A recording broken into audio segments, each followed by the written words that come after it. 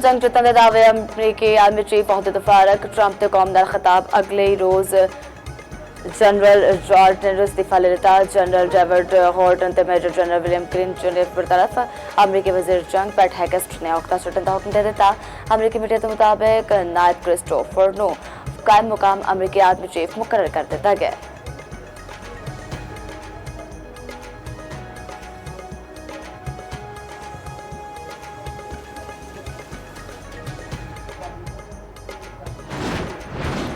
Petrol ते diesel की कीमत में ₹6 इजाफा। पेट्रोल ₹137.24 महंगा। पेट्रोल की नवी कीमत ₹458.40 फी लीटर मुकर्रर।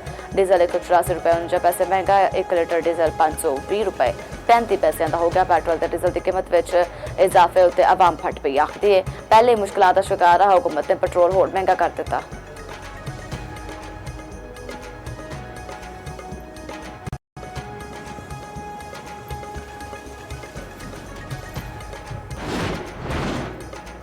मोटरसाइकिल सवारां 3 महीने तक महाना 20 लीटर पेट्रोल सबसिडी उत्ते लभेगा। मोटरसाइकिल सवारां 100 लीटर फी लीटर सबसिडी दी जाएगी।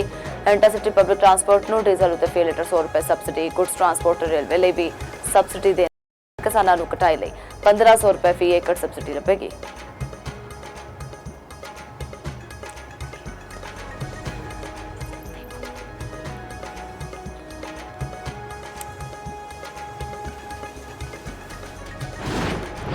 वफाकी हुकूमत ने पेट्रोलियम लेवी में इजाफा कर दिता। पेट्रोल ते लेवी ₹55 फी लीटर वधा दी। पेट्रोल ते आए पेट्रोलियम लेवी ₹160.60।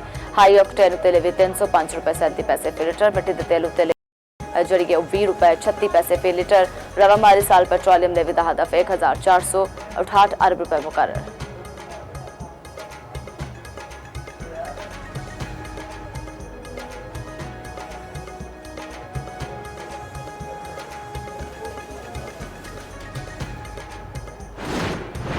जेट फ्यूल की कीमत में ₹40 फी लीटर इजाफा। नवी कीमत ₹517.17 फी लीटर नवी रिकॉर्ड सतह उत्ते अपड़ गई।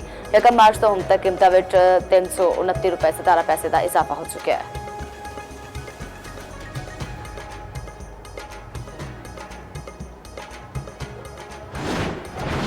हुकूमत मार्केट रात 8 बजे बंद करने का असूली फैसला। तवानाई बहरान उत्ते काबू पाने लिए कफायत जारी इकदाम के तहत फैसला किया गया। वज़ीर पेट्रोलियम अली परवेज़ ने आख्या कि इस वेले अकवाम इतिहाद की अशद जरूरत है। जंग की वजह तवानाई कीमतों के पहुंचा लाया हुआ है।